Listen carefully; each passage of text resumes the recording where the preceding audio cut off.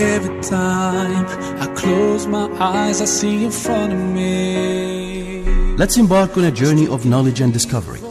Let's learn from the extraordinary lives of the greatest in the art of living. The art of living. Join the conversation with hosts Dr. Wael Harasi and Dr. Lamia Al-Haj. Bismillah ar-Rahman ar-Rahim. In the name of Allah, the most gracious, the most merciful. Dear listeners, Assalamu alaikum wa rahmatullahi wa barakatuh. May the peace and blessings of Allah be upon you all. We are back again on our show, The Art of Living, with you every Thursday from 4 p.m. to 5 p.m. We look forward to your interactions on Twitter. There has been a lot of interactions recently, and we've got some really good comments and suggestions from the listeners. So thank you very much and keep them coming. We are looking into the topic you sent us on private messages, and we are discussing it together, both myself and Dr. Wael. Just to remind you again on our Twitter accounts, that's hashtag Lamia_Al-Haj, LAMYA_Al-Haj, LAHAJ. And my Twitter account is Wael Harasi, WAILHARRASI. So, Wael, today we're going to talk about something that a lot of people tend to talk about recently. Beauty. Okay. So today we're going to talk about beauty and what's beautiful. And we're going to talk about how people define beauty, the different perceptions of beauty, and how can we balance between beauty and staying modest. So we want to look beautiful, we want to be beautiful, but we also want to stay modest. And this is both for male and female. So we're talking about both genders here. So our topic today is about beauty versus modesty. Or balance between beauty and modesty. Yes, this is a very interesting topic, but how would you define beauty? What is beauty? I definitely don't agree with your first definition when you said it was you. So the definition, what people might think of beauty, when you think of the word beauty, you think of something that looks physically beautiful or physically attractive. But actually beauty has varied a lot throughout time. It changed throughout time. It also depends, it varies according to cultures. So what we think defines beauty might be very different from another culture. So, and it's also about perception and how people see things. So it's been described and depicted through so many pictures that our brain has been receiving. And but with a lot of the media and all the big businesses of, that market beauty products, they have set an image of what beauty is. And we're going to discuss that. But how does Islam view human beauty? Whether male or female? Well, there's the physical beauty aspect, which nobody can ignore or neglect, because the first thing you think of when you say beauty is a physical appearance. But of course, and it's a blessing. Having that physical attractiveness and beauty is a blessing. But according to Islamic teachings, beauty is just like any other material perishable trait, like wealth or occupation or your rank. So physical beauty in itself and by itself is not really worth that much, not so significant in Islam, if it's not accompanied with the inner beauty, which is the piety and the good morals and the good traits. So there is the spiritual beauty, there is the physical beauty, there is the beauty in our behavior. Absolutely. And the most important part of beauty is how we carry ourselves. إِنَّ اللَّهَ لَا يَنْظُرُ إِلَى صُوَرِكُمْ وَأَجْسَادِكُمْ. Allah subhanahu wa ta'ala does not judge you on how you look. He judges you, or He judges everybody according to our deeds. So beauty of the deeds is more important than beauty of the physical appearance. However, today's topic, I think, when we talk about balance between modesty and beauty, we are focusing on the physical beauty, the appearances, because it's also an important part. It also plays an important part in our lives. It is something, as you said, we cannot ignore. So physical beauty, what is it? It is different from culture to culture. It is different from a person to a person. However, there are some common things, universal, pretty much universal in all cultures, societies, between different people. And if we want to scientifically probably look at it, physical beauty, faces, for example, symmetry is one very important aspect, because there are a lot of research done where pictures of beautiful women were presented in front of men, and within fractions of seconds, men were able to segregate these pictures into beautiful and non-beautiful. And lo and behold, the beautiful ones had almost near perfect symmetry. And that is very difficult to come by, because almost every single person of us has some sort of unsymmetrical features, either probably an eye which is a little bit smaller than the other, or a little bit lower than the other, a cheekbone which is not exactly as visible as the other, and so forth. So there are a little bit, few characteristics that people find it common that describe us as beautiful, such as symmetry. But as you said, someone that I might find beautiful, someone else might find totally not beautiful on average. Exactly. I mean, it's a shame that we live in a culture that exaggerates this physical beauty. I think it's the media and the culture. They have indirectly pushed the people's minds to treat beauty as if it determines your self-worth. Yeah. Especially in the young girls and the young women. So it depends on no matter how smart or dumb you are, if you have that beautiful, physical appearance, then unfortunately, at least the media highlights those people more.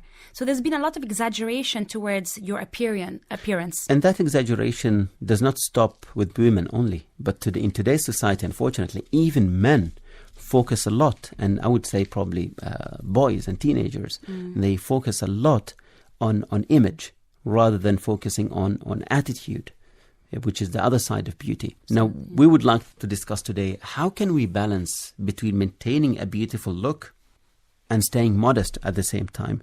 Because we cannot say to people, do not look beautiful. Yeah. Stop looking beautiful. That is bad. It's unnatural. Yeah. It's unnatural. So today, how do we balance between beauty and modesty? How do we maintain a very modest look and continue looking fashionable, looking beautiful, and looking presentable?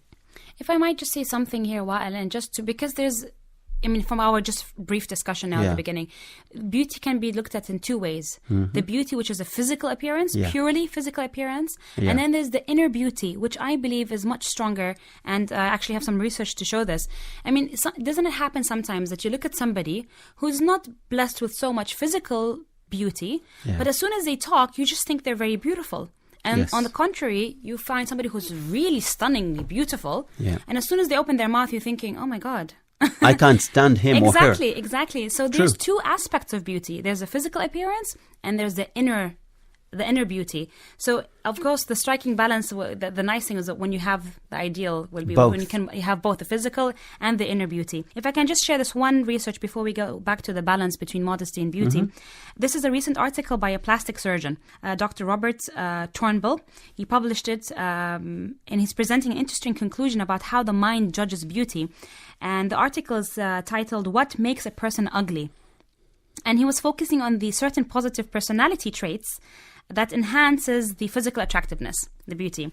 And the research found that people who were more self-confident, cheerful, and optimistic actually turned out to score better beauty marks on the scale. Yeah. So our mind actually, this is a natural thing. Your mind actually tends to like or favor the inner beauty over the physical beauty. So our mind inclines towards appreciating people who have these positive traits. I think this is good news to everybody, because even if you're not blessed with physical beauty, then there's always the inner beauty. The inner beauty that actually counts more. Yes, that could be reflected on your physical beauty as well.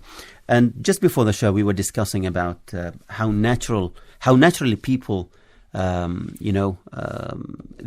prefer physical beauty and attractiveness, and how much it makes a difference. And when I told you about how early it starts, that a child of 6 months old prefers to look at a beautiful face rather than a less beautiful face. Now you just said, if that beautiful face frowned, the baby would immediately stop believing that this is beautiful and will not look at it. Yes. Yeah. So we could, on the same sense, increase how people look by smiling more, by being cheerful, and being confident, of course. Yes.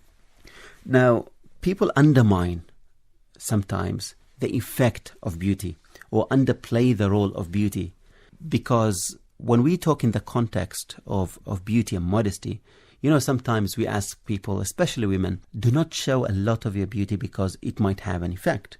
Now, immediately people say, you're exaggerating. There are a lot of beautiful people out there and it doesn't have any effect. But research has shown that physical appearances have tremendous effect on a lot of decision making. A jury in a courtroom is less likely for example, to have a guilty verdict on a handsome or a beautiful lady. And they're more likely to be convinced that someone is guilty if they are not blessed with good looks. Now, this is even in courts. Wow. And this research has shown this. A beautiful lady could, for example, get away with insulting someone more than someone who is less fortunate. A beautiful lady, for example, has more chances to get her ticket waived off by a police officer than a less fortunate. So it does count, and it does have a lot of effect on people.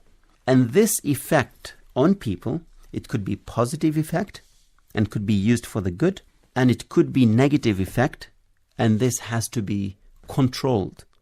And this is controlled how? By modesty. Yeah. Modesty is basically, maybe you have another definition, but basically is covering up, Exactly. yeah, covering up parts of your body, even covering up parts of your attitude, the jolly attitude that might make you attractive to others and have negative effects. And we will go deeper into this later on, inshallah. Yeah.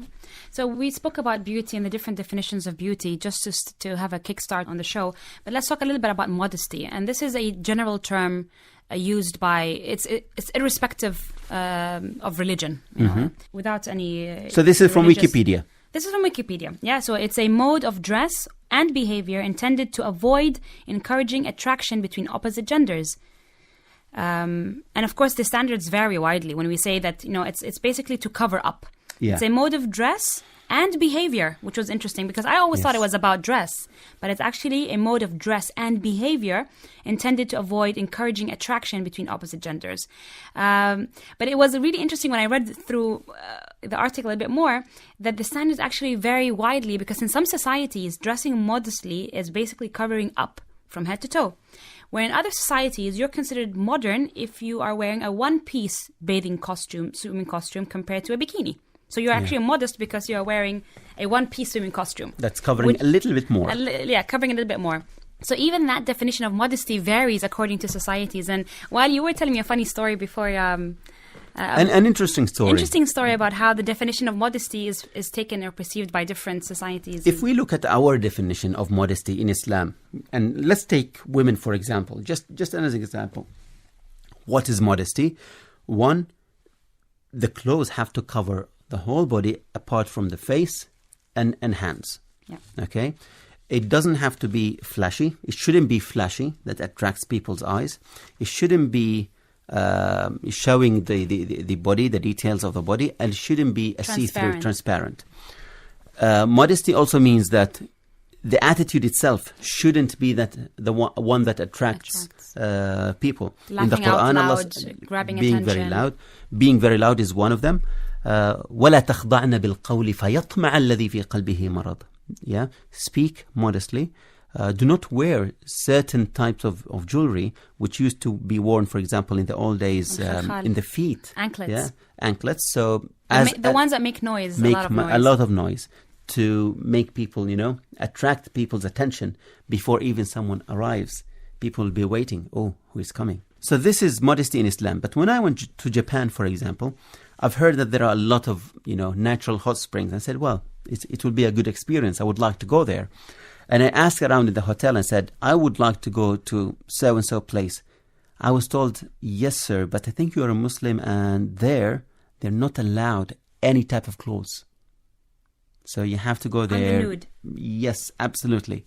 Except for women, where they can wear modesty towel. What is a modesty towel? It's a very small towel that covers the private parts only.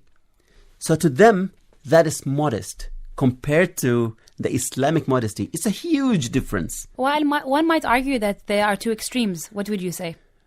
I would say that, science shows, reality shows that the way we dress as Muslims and how we are instructed by Allah subhanahu wa ta'ala is the ideal way of dressing. It covers a lot of aspects, not only the physical, but it also regulates our social behavior. The way we dress regulates completely our social behavior, and it looks not from a single point of view, but it covers everything that is in our lives. Mm-hmm. And we will come to that later on how the way a woman dresses, for example, affects the brain function of a man. And that's why in all the ads, like even if it's an ad to sell a truck or a blade or whatever, there's always a woman, and this nobody can argue this. Yes. Every single ad, there is a woman who is half naked who is marketing for the product. So people actually don't focus on the product itself, but they focus on the woman. So this is evidence. This is evidence that the Islamic way dress code, for example, has looked into all of these aspects, and mitigated any negative outcomes through a well-prescribed dress code. Yeah, and this comes to there's a verse in the Quran, O Prophet, say to your wives, your daughters, and the women of the believers, that they should let down upon themselves their jilbab. And this is in the Quran, chapter 33, verse 59. And the jilbab is an Arabic word that means loose outer garment. So something that has to be loose and something that covers. And this is interesting because a lot of people say, "Oh, why should I cover? I'm a good person and I don't attract anyone." The message came first to the Prophet's wives, who are the most أطهر النساء. Yes. Well, if you can help me with the English word for that. The purest the of purest of women. Absolutely. And it started that the commandment started with the Prophet's wives, so they were ordered to wear the hijab. Actually, if anybody was going to be exempt, it would have been them. Absolutely, but you know what? The orders started much before that, and let's take it, as a story. In the Quran, in Surah Al-A'raf, from chapter 22, when Allah Subhanahu wa Taala is telling us the story of Adam and Eve and their battle with Satan or Iblis, and in verse number 22, Allah Subhanahu wa Taala is telling us, so by deceit he brought about their fall. By deceit of Satan to Adam and Eve, he brought about their fall. When they tasted of the tree, their shame became manifest to them, and they began to sew together the leaves of the garden over their bodies. So they started covering up their bodies as a natural instinct. As soon as their shame or their private parts became more visible and exposed, they started covering. So one of the most important reasons of why we wear clothes is modesty and covering up, and it's not beauty. Yes, it's covering up. That's why they have chosen this type of clothing, even by just leaves. In the second verse, or in verse 26, Allah subhanahu wa ta'ala is speaking to Adam and his children and says, O children of Adam, verily we have sent down unto you a garment covering your shame, and as an adornment, and the garment of piety is the best. وَلِبَاسُ التَّقْوَى ذَلِكَ خَيْرٌ. So Allah subhanahu wa ta'ala brought down a different type of garment. It's not made of leaves. It doesn't cover only the private parts, but another type of more modest. It is something that we should wear all the time. O children of Adam, verily we have sent down unto you a garment of covering your shame. Look at the second verse. Immediately after that, O children of Adam, let not the Satan tempt you, even as he drave forth your parents from the garden, divesting them the twain of their garments. Divesting the twain of their garments. يَنْزِعُ عَنْهُمَا لِبَاسَهُمَا, ordering them to take off their clothes. So as a punishment, like... Absolutely. So immediately Allah subhanahu wa ta'ala is telling us, these are the clothes. And one of the ways that Satan will probably try and derail you from the right path is through the way you dress. And Allah subhanahu wa ta'ala says, O children of Adam, let not the Satan tempt you, even as he drave forth your parents from the garden, divesting the twain of their garment, that he might discover unto the twain their shame.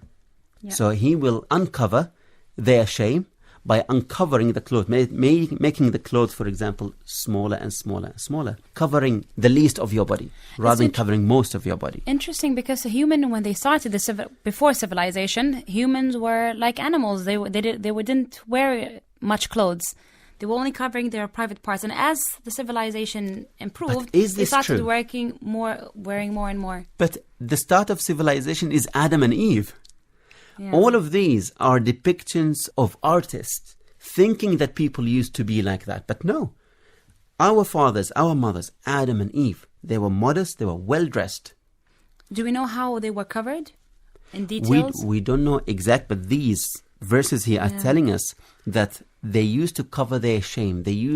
When they cover their shame only, Allah subhanahu wa ta'ala brought down to them a much better cloth that is not only covering their shame, but later on, Allah subhanahu wa ta'ala is telling them, O children of Adam, take your adornment at every worship, and eat and drink, and waste not. خُذُوا زِينَتَكُمْ عِنْدَ كُلِّ مَسْجِدٍ. So the type of garment He gave them is something that is beautiful. Not only covers for modesty, but also is beautiful. So there are several objectives of the clothes we wear. One is modesty. Secondly is beauty. And thirdly, which is not mentioned here, but socially known as identity.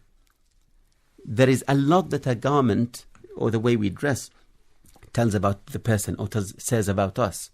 Yeah. You would have different societies wear in a specific way that says something about that society. A certain group of people, singers, rock and roll, for example, they dress in a certain way. Yeah. So they are affiliated with a certain... They identify. Absolutely. So from these verses, this story, we realize that it is not only the wives of the Prophet Muhammad ﷺ that they were told to do that or dress in this particular way, but from the time of Adam and Eve, they were given clothes, one, for modesty, and only secondly, for beauty and beautification.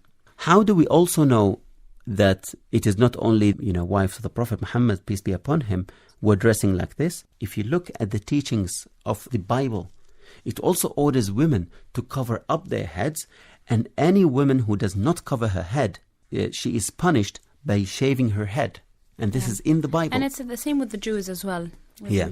So there you go. So the modesty is something that is if you look at the religion itself, it's in all the religions because they all come from the same... From the same source. From the same source to start with.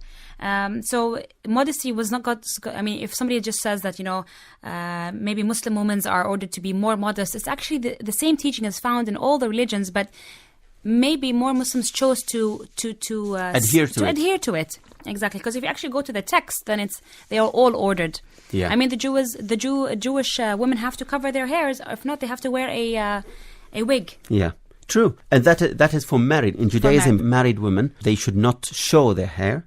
They should cover it either with a scarf or with a wig. Now, Dr. Lamia, we talked about beauty, about modesty, and about beauty in Quran and modesty and the dress code in the Quran. Another question would be, why do we see people today not adhering to this? We see an imbalance. Yeah. We see an imbalance in society. Let us go deeper into this and have a closer look to our society. In Oman, for example, yes. Let us assess how people dress. And we'll start with girls and then we'll go with boys. Yes. Yeah, we can easily see the trend going. It's more like a competition. The definition of beauty is changing, and it's changing really fast. Mm-hmm. It's spreading like a virus. If something new hits the fashion field, then everybody, whether it suits you or not, everybody goes for following. It. Not even taking into consideration if this is actually in coherence with our religious teachings or not. Let me, for the sake of giving an example, we'll talk about people who decide to wear the hijab, and then the fashion would be wear skinny jeans. So they will go for it because it's modern, because as they call modern, and it's beautiful and it's attractive, but it's not modest. It doesn't stick to that criteria of modesty. But it's happening that people are less concerned about the modesty part and more focused on the physical attractive part. Or the Swarovski studded abayas. Yeah? What's wrong with that one? Well, if you look at a abaya or any dress in our dress code, we want something that is not flashy, we said, that does not attract. But if you look at a shopping mall with a lot of lights and someone is fully covered with Swarovski, that is totally attractive. Yes, you will have a glance and then that's it, maybe.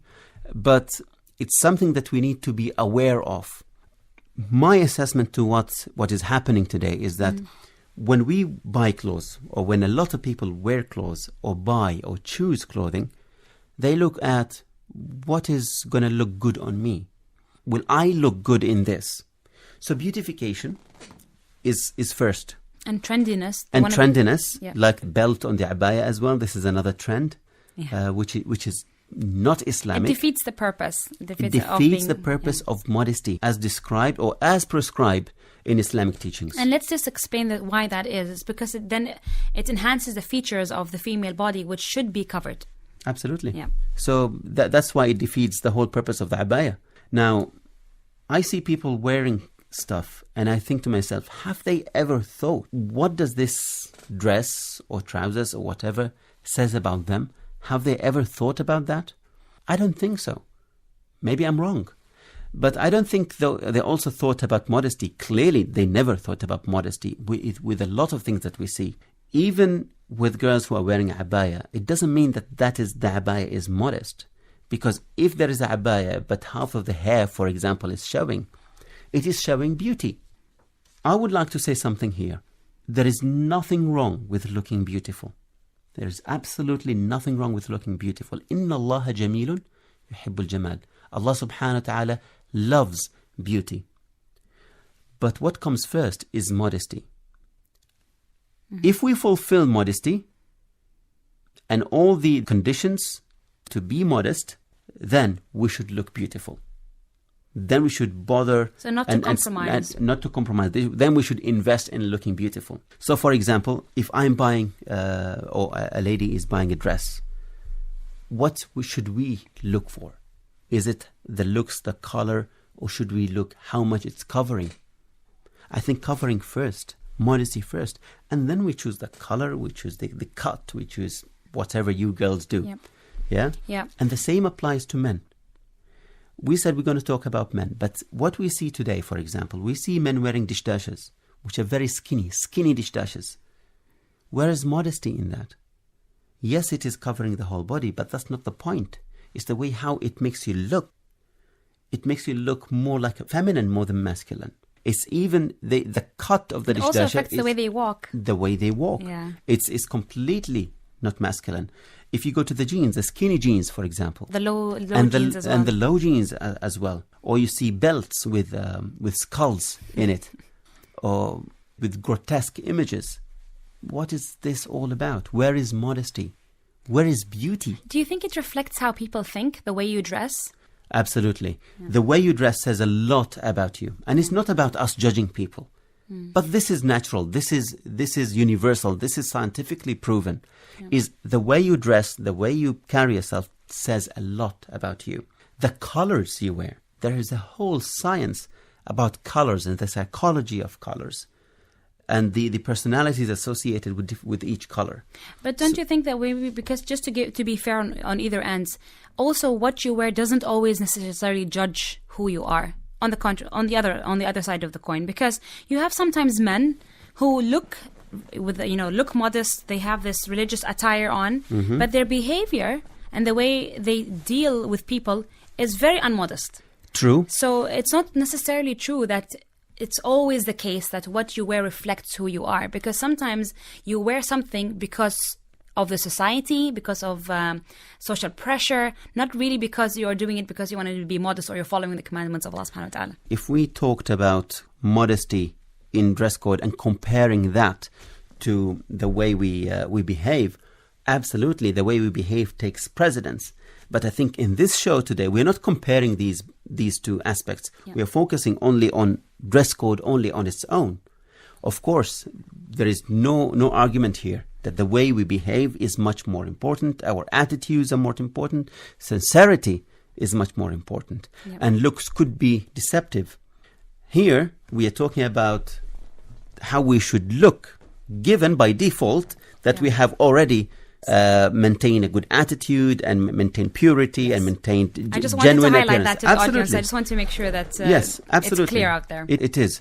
And now, if we go back to how people wear, one observation is that if sometimes you talk to people and say, the way you look actually gives the wrong impression on others. It has an effect on others. It has probably even some sexual drive, the way a woman dresses. But the response you get is that, you know what? I never even thought about this when I bought the clothes. Yes, you didn't think about it, but it doesn't seem that the effect on others is not there. Just because you didn't think about it, it doesn't mean that it doesn't exist. Yeah. Or the effect is non-existent. Yeah. The effect will be there because that is a natural effect. And I will take you through a lot of research that has been done on women and men, yes, and what looking at a beautiful woman, and we are talking specifically about a dress code here because you can't do anything about the natural beauty that you were given. Do not scar yourself because you don't want men to look at you. That's not. But you can enhance it a lot with makeup. You can enhance with it a lot with of makeup. And here I wanted to say that hijab with a bad attitude isn't hijab or True. hijab. And hijab with very tight clothes on again is not the proper hijab. And hijab with a lot of hair sticking out and lots of layers of makeup, again, you're defeating the purpose. You're covering up, but you're also Showing beauty. showing a lot of beauty, which is very attractive. We will discuss of how can I be beautiful and modest at the same time. We'll discuss this later on, inshallah.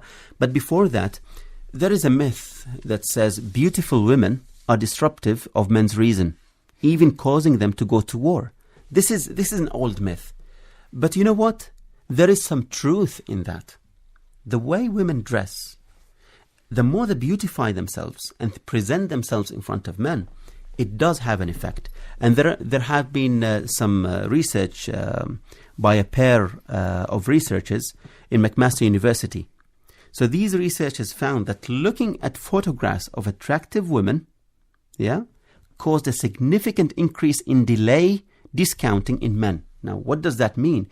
It means that men, their ability to judge long term becomes disrupted, and they only think shorter term, which means that they might do something very silly, very stupid, because of short term objectives, like going and hitting on these girls, for example. And those girls might be they might have spouses, or they are not interested, and they must go. These men might go hitting on them, ignoring the social norms, ignoring even the long-term consequences.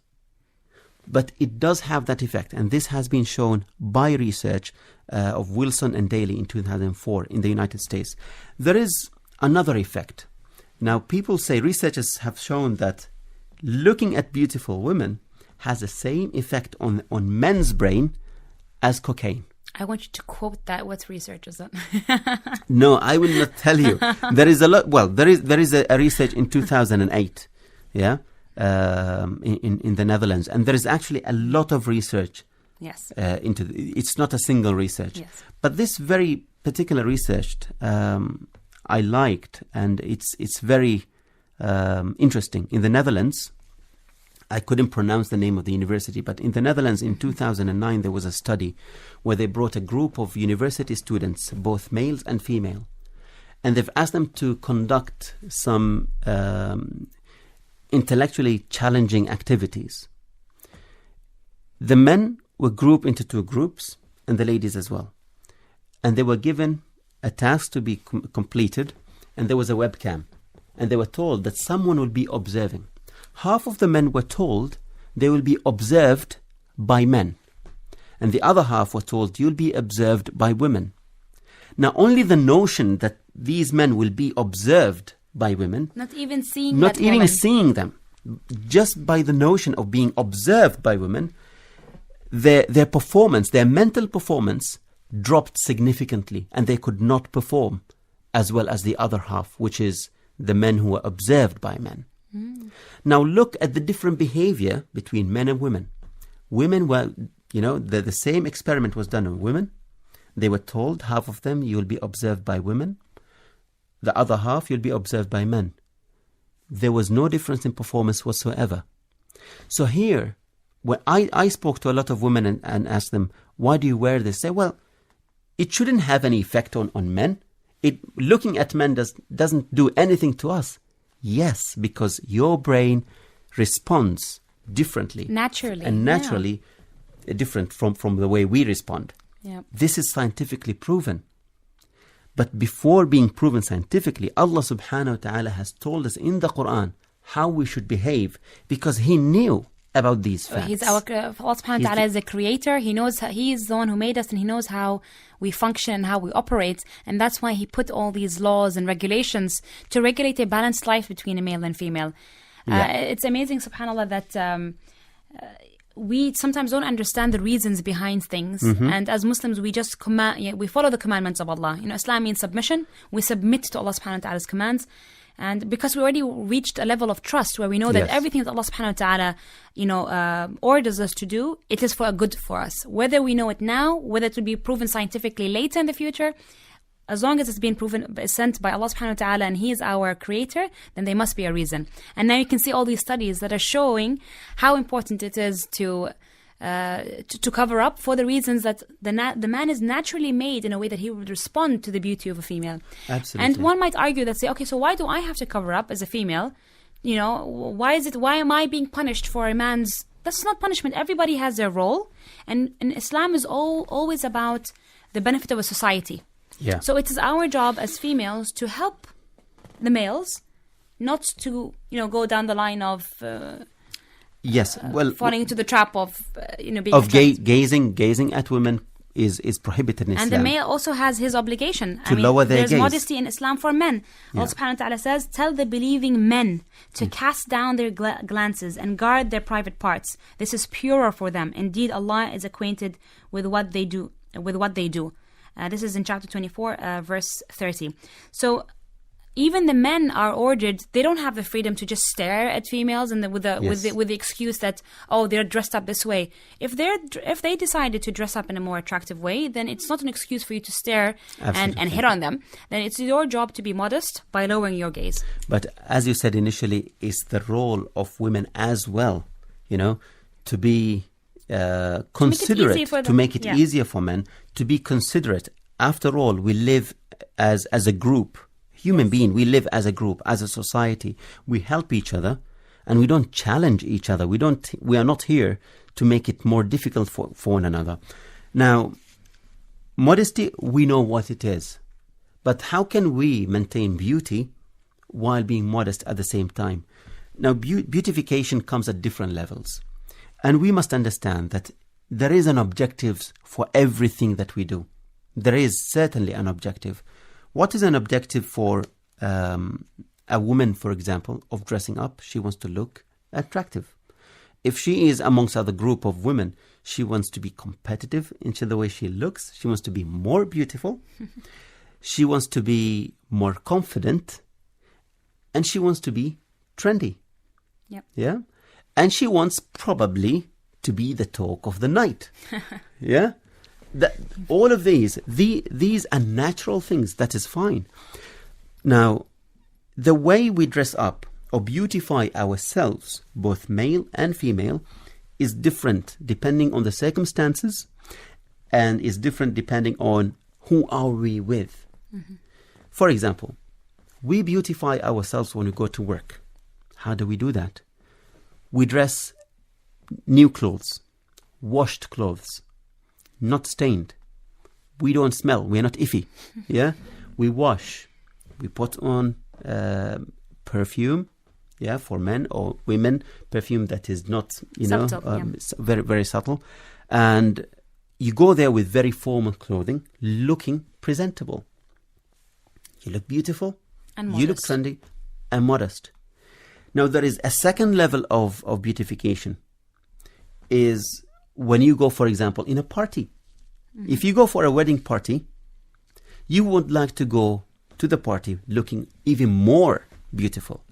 But do you think the way you look in a party or the way you look in a wedding would be acceptable at the place of work? No, of course not. So even socially, religiously probably, there is no harm of us wearing the work clothes in the wedding. In the wedding. But socially, that is not acceptable, and that is why we don't do it, because socially it is not acceptable.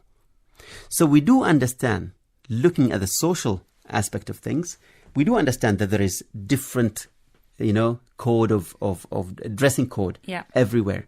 But when it comes to religion, we totally ignore that. Mm-hmm. And we want to look exactly the same wherever we go in front of X, Y, and Z. It shouldn't be. If we surrender to the social norms, why don't we surrender to Allah subhanahu wa ta'ala? Yeah. Let us think of this. Now, wearing at the wedding, you want to achieve a certain objective in the wedding. You want to look beautiful, with full-on makeup in front of your friends and family. Yeah. There is an even further level of beautification. And let me just notify the audience, the listeners here, that in our weddings we segregate the male and female, just in case we have listeners who are wondering why it's okay in a wedding if they're a male. So basically, in our weddings, we have segregated weddings, and it's all a big female party. Absolutely, absolutely. That's why women can beautify and themselves. That's when the fashion show starts. Yes, absolutely. Now there is another level of beautification, which is a beautification of a lady for her husband. That would never be the same. She wouldn't go that high level of beautification at the workplace, with her girlfriends, or in a wedding environment. Yeah. Why? Because there is a certain objective that requires this. The limits and boundaries are different and set and clear between all conditions. So, what you expect to wear with your husband has different criteria, all bound by Islam. Yes. And what you wear in front of your female friends, and then what you wear in public. So every occasion or every environment has a set of boundaries and limitations that we should think of. We should follow. Absolutely, absolutely. So, understanding that there are several levels of beautification that we can do depending on the circumstances. What is my objective? Let us be very honest with ourselves. What is my objective? When I go out to the mall, what is my objective? Is my objective to look attractive to men? Then if the answer is no, then let me limit how beautiful I could look. I'm not saying go there dirty, because that is not what we are saying here. We are saying just limit how beautiful you could look like. Because in terms of physical attractiveness. Physical attractiveness, absolutely.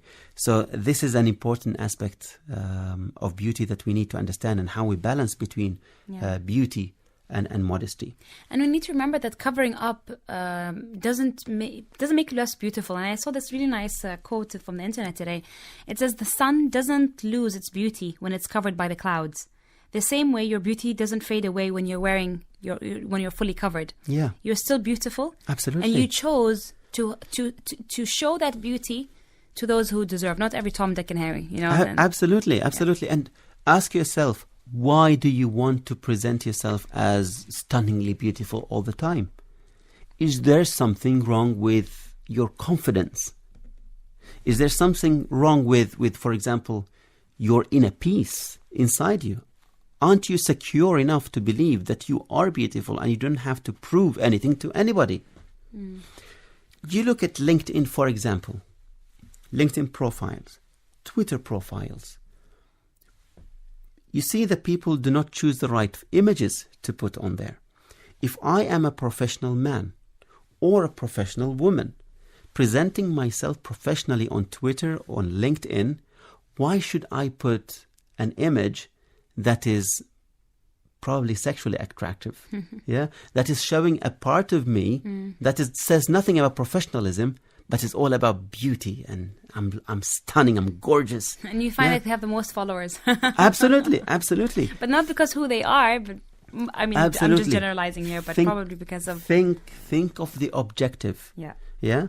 We beautify ourselves for our spouses because there is an ultimate objective.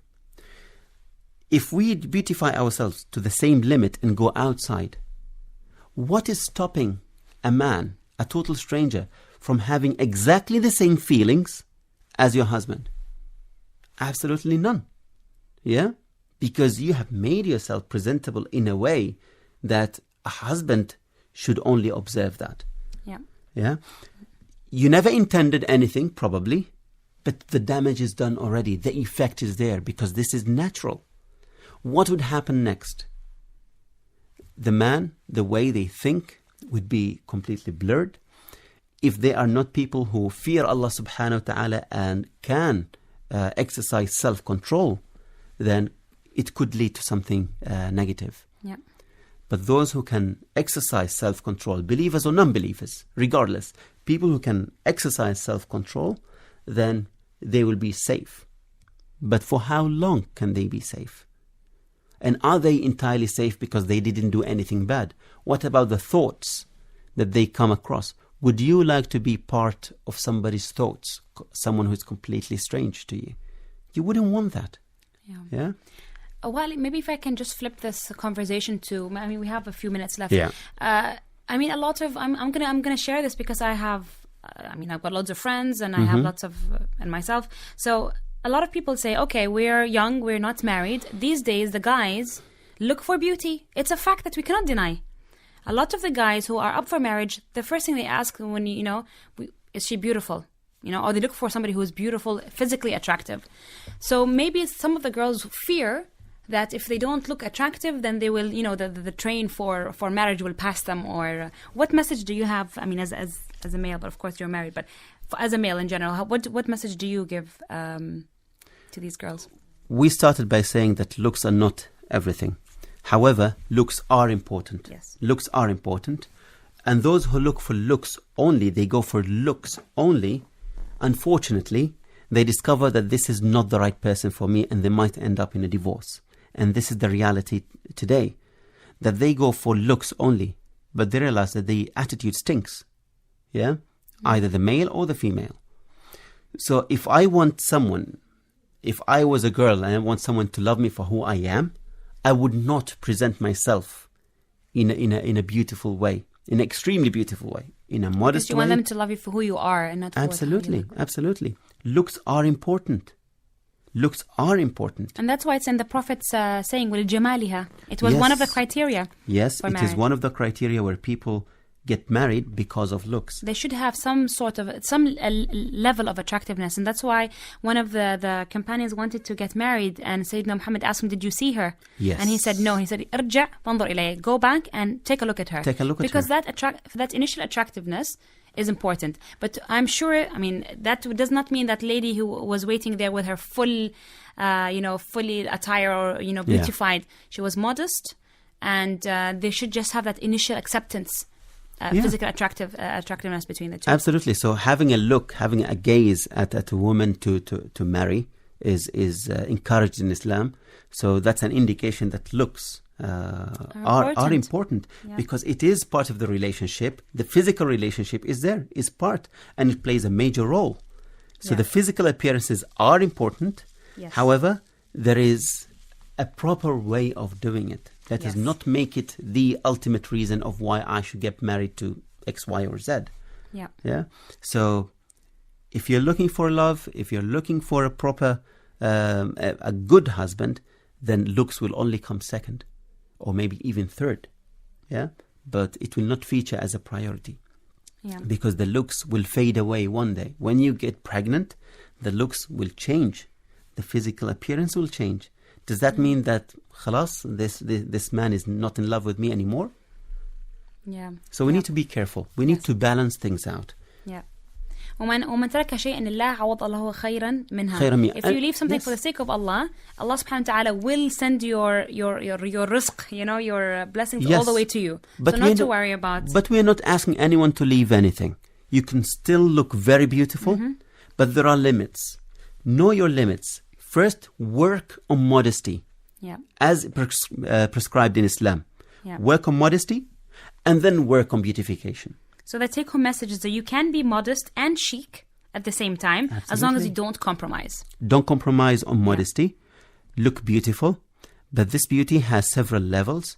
Know your objectives, and then beautify yourself accordingly. The way you beautify yourself in a wedding is different from your home setting, is different from the work setting, and different from being in the streets.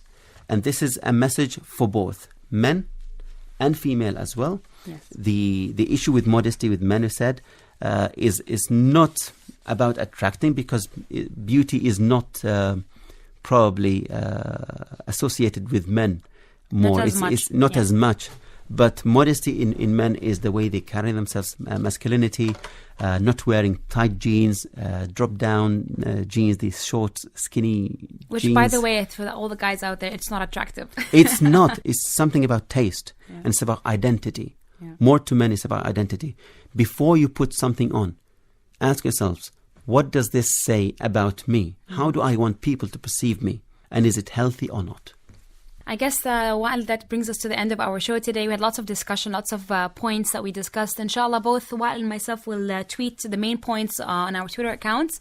So I'll be tweeting in English and Wa'al will be tweeting the Arabic points, inshallah. So please do follow us and stay tuned for next Thursday for a very exciting topic, inshallah. Thank you very much for listening. From me, Lamia Al-Haj. Wa'il Harrasi. Assalamu alaikum wa rahmatullahi wa barakatuh.